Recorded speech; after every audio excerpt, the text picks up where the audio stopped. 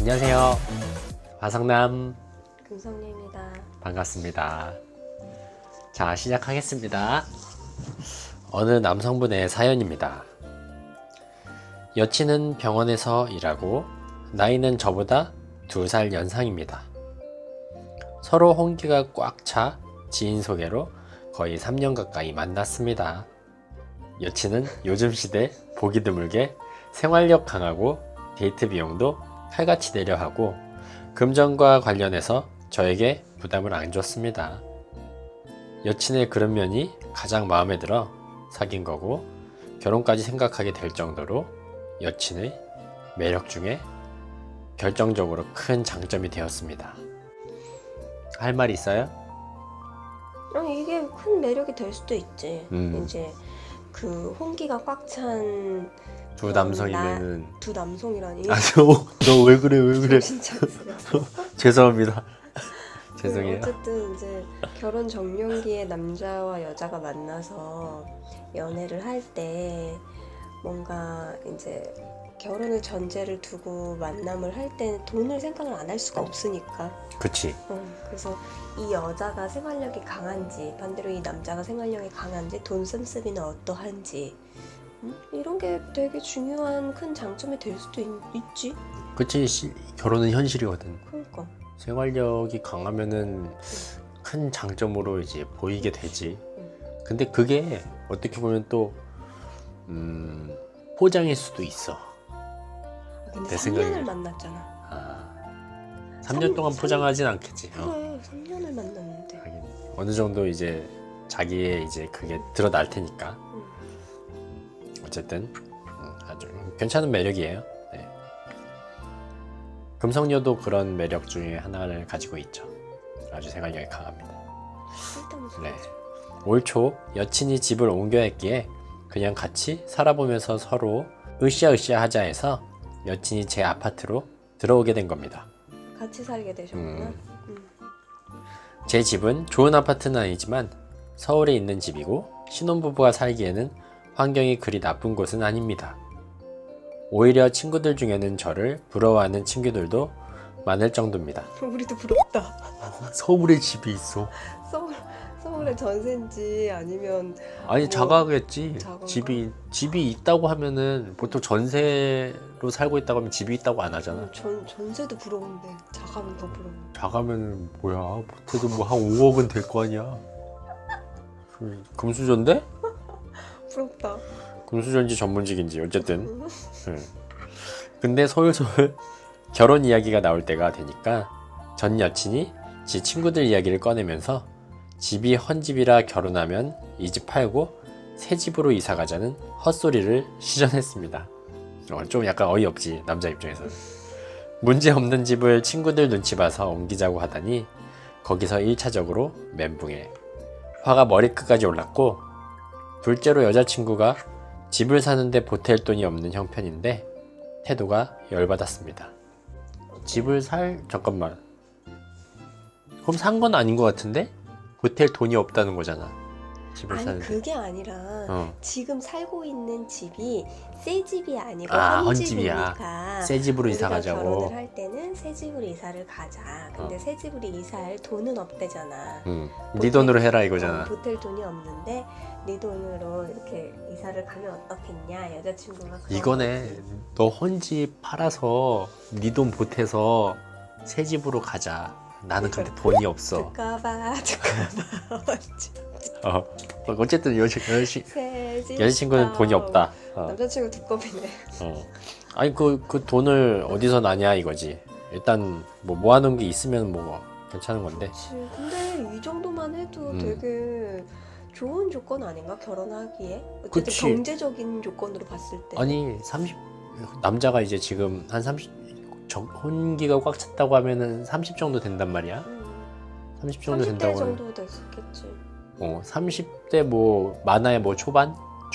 초중반?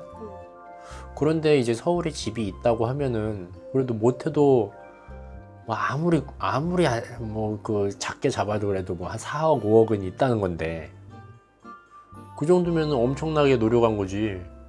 엄청 되게 약간 상위 10%는 될 것 같은데 그러면? 근데 봐봐. 신혼부부가 살 정도의 집이래. 그러니까 평수는 그렇게 크지 않은 것 같아.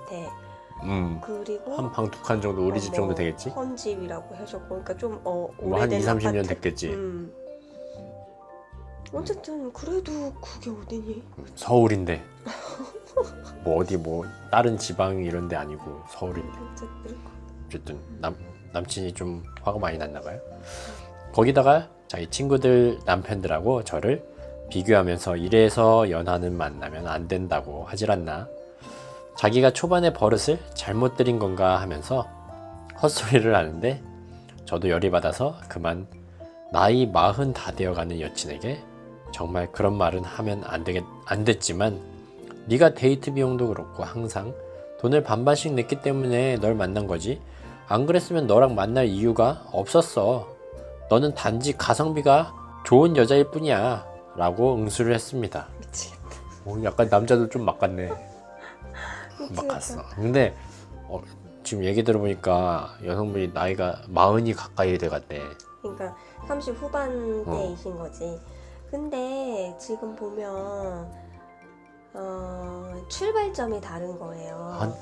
그 친구분들은, 여자분들의 친구분들은 언제 결혼을 하셨는지 모르겠지만 한참 됐겠지. 그리고 남편이 보통 지금 여자가 40 다 돼간다니까 남편들이 다 40 넘었을 거 아니야.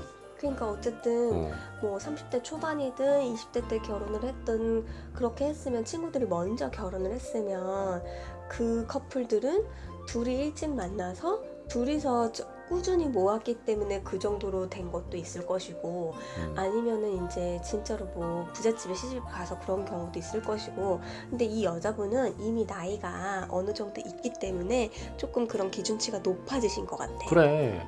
아니 그거 내 생각에 지금 기준치가 너무 높아.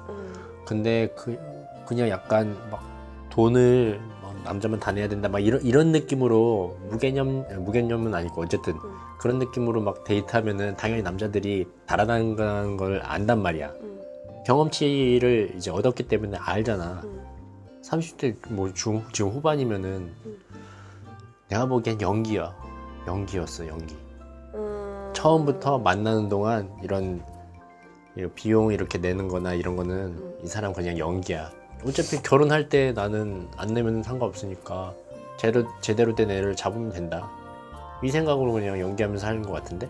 3년 동안이나? 응. 가능할 것 같은데? 나 한 1년은 연기가 가능해도 2, 3년은 연기가... 아니 마음속에 이 생각이 있을 거 아니야. 나는 그냥 뭐 데이트 비용만 더치페이하고 어차피 집은 내가 할 거 아니니까 뭐 상관없다. 뭐 요게 이제 전제하에 깔려 있을 거란 말이야. 아니 나는 그렇게 생각하지 않고 내가 너무 극단적으로 갔나? 나는 화성남이랑 생각이 다른 게, 그래도 3년이랑 그 관계를 유지를 하면서, 좋은 관계를 유지하면서 결혼까지 생각을 했을 때에는 그 여자분의 그런 강한 생활력이나 이제 데이트 비용을 같이 내고 하는 그런 매력들은 그냥 본인의 생각이었을 것 같아.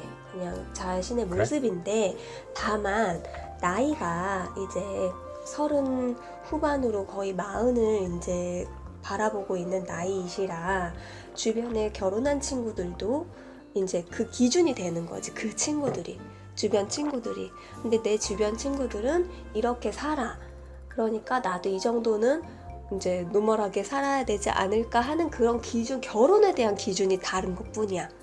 욕심이지? 그러니까 이제 본인이 결혼을 할 때 남자친구랑 상의를 해서 이런 정도는 내가 뭐 보탤 수 있다, 너에게 도움을 줄 수 있다라든지 이런 게 서로 상의가 되지 않은 상태에서 남자친구한테 그냥 무조건 요구하는 거는 조금 힘들지 않나. 그건 좀 그 여자분께서 좀 더 생각을 고치셔야 되지 않을까, 이런 생각은 들어.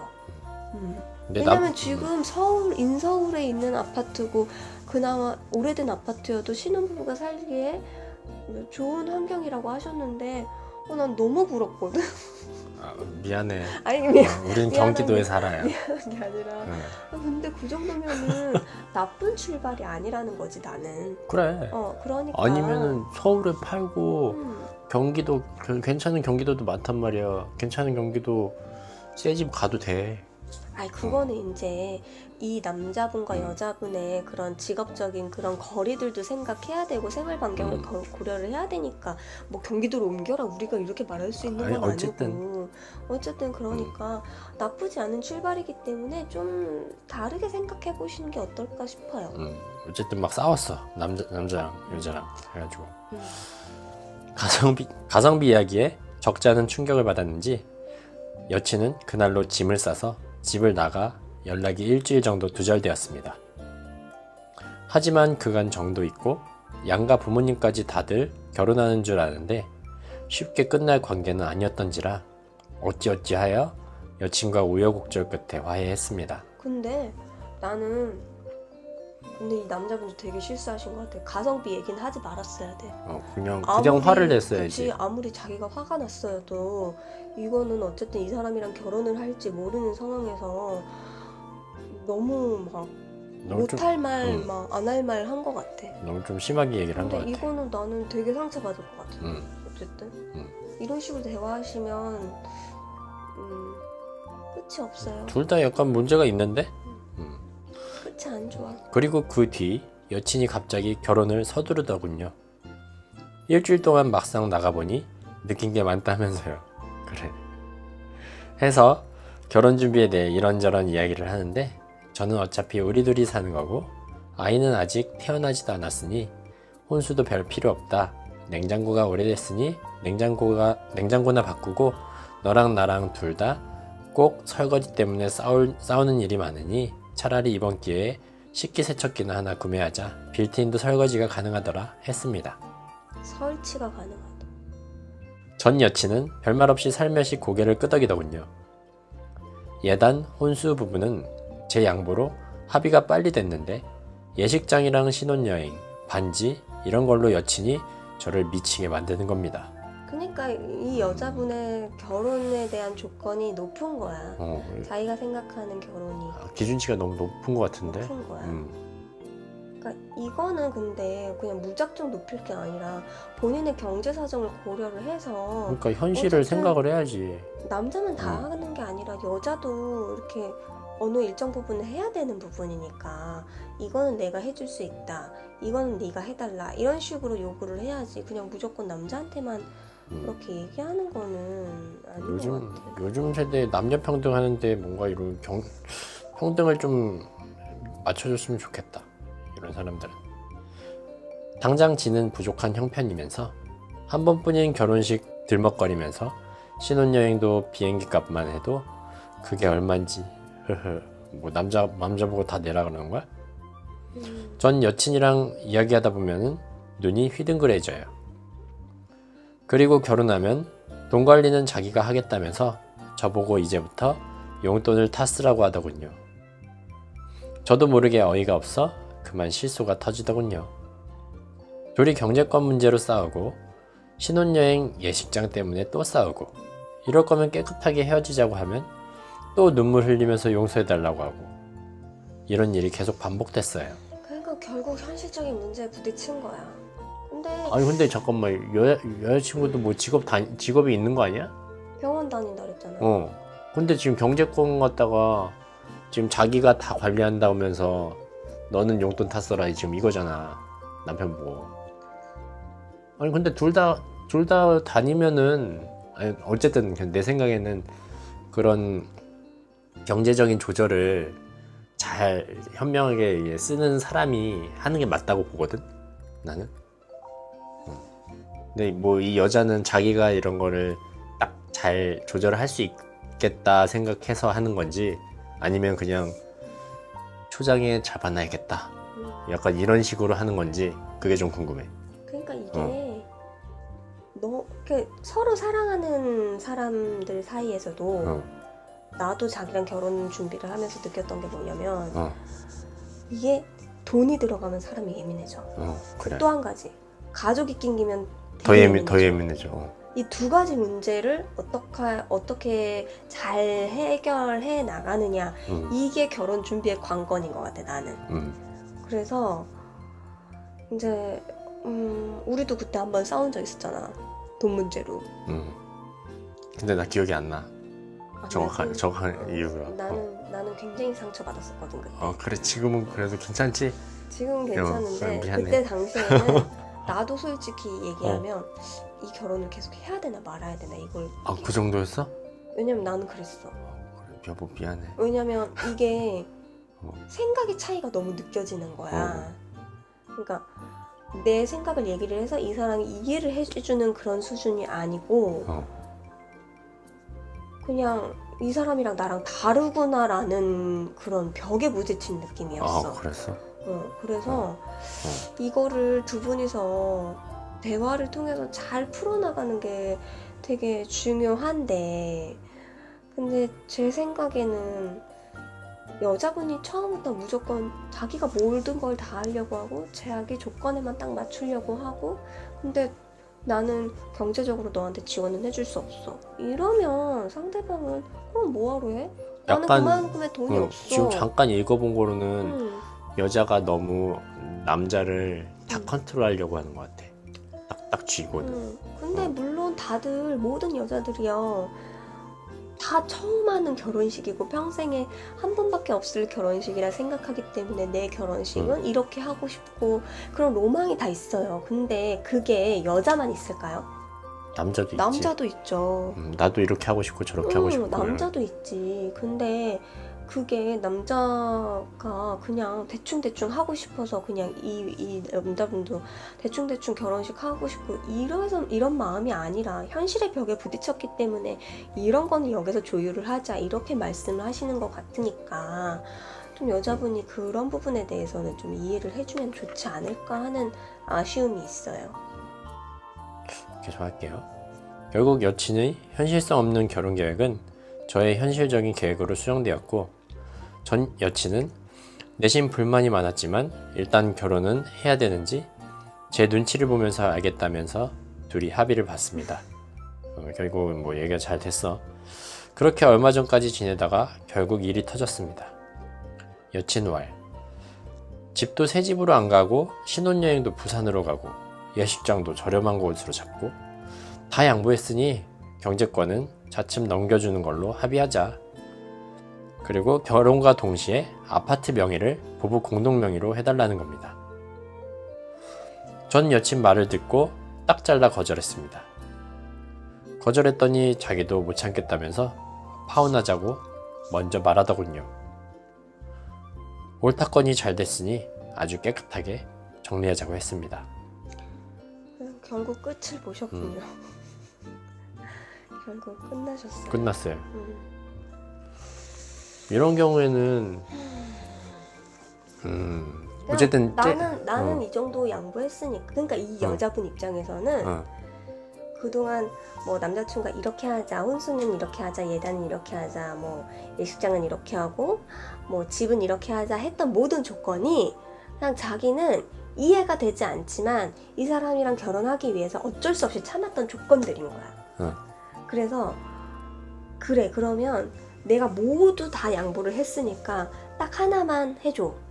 경제권 나한테 주고 여기 이 집 공동명의 해줘. 이렇게 된 거야. 근데 내 생각에는 부부가 솔직히 공동명의라는 게 이게 어느 정도 뭐 아이를 낳고 산다거나 아니면 혹은 아이가 없이 뭐 5년이든 10년이든 이 같이 생활하면서 이 부부가 이렇게 하나가 이제 이렇게 찰떡처럼 이제 어쨌든 되는. 이 우리의 그 가정 생활을 유지한 그 기간에 비례해서 뭐 이 정도면 공동명의 해도 되겠다. 왜냐면 남자가 혼자 경제적인 생활을 하더라도 여자의 도움 없이는 이 가정 생활이 유지가 안 되고 그렇기 때문에 여자도 가사 일을 하더라도 어쨌든 이게 노동이고 우리가 페이는 받지 않지만 노동이잖아. 그래서 이런 부분을 인정을 해서 뭐 5년이든 10년이든 이렇게 살았을 때 공동명의를 하는 건 오케이. 그건 오케이다.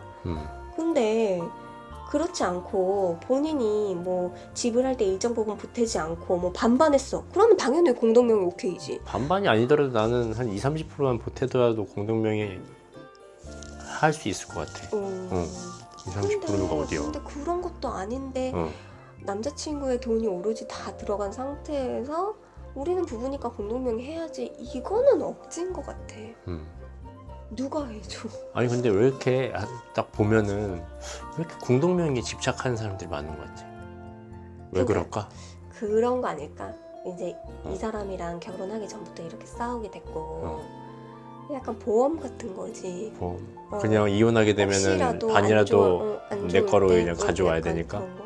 그러니까 그런 사람들은 약간 뭐라고 해야 되지? 이혼을 염두에 두고 생각하는 거지. 그냥 이건 내 생각이야. 그렇지 않을 수도 있어. 그냥 이제 아니, 본인이 의미가 없는데 그래 나는 처음부터 이렇게 하는 거 의미 없는 거 같아. 평생 살 거면은 나는 공동묘 자체가 그냥 의미가 없거든. 어쨌든 뭐 나중에 뭐 세금 관련해 가지고 좀 이렇게 절세한다든가 해가지고 그럴 목적으로 뭐 하는 건 뭐 상관없는데 어쨌든 처음부터 무조건 경제권을 나한테 줘라. 이렇게 처음부터 막 그러니까 남편이 동의를 하면 상관이 없는데 남편이 동의하지 않는 상태에서 본인 의견만 계속 어필을 하면 결국엔 이렇게 끝이 안 좋을 수밖에 없다는 거지. 그리고 보니까 안타깝네요. 그 여자가 왜 그 늦은 나이까지 결혼을 못했는지 이해가 가는 부분이다. 그러니까 내가 나이가 이렇게 찼기 때문에 그동안 만났던 남자들을 내가 요 까고. 정도를 하려고 지금 여기까지 참은 줄 아냐. 약간 그런 거 그런 느낌이 왔지 않을까? 어쨌든 근데 생각을 바꿔 먹어야 되는 것 같아 그거는. 오늘의 결론은 이런 마인드를 가지고는 어떤 사람과도 나는 안 될 것 같다는 생각이 들어. 좀 안타깝다. 되게 결혼 정년기에 3년씩이나 만나셨으면 그러니까 인생을 되게 크게 되게 허비했네. 짧은 기간이 아닌데 서로에게 되게 안 좋고 좀 이렇게 데미지가 큰 기억으로 남을 것 같아. 오늘의 명언이 생각났어요. 뭐? 마무리 멘트. 뭐요? 결혼은 현실이다. 아니지. 결혼은 현실인데 그 현실을 어떻게 풀어나가느냐가 중요하기 때문에 결혼에서 제일 중요한 건 대화다. 결혼은 대화다.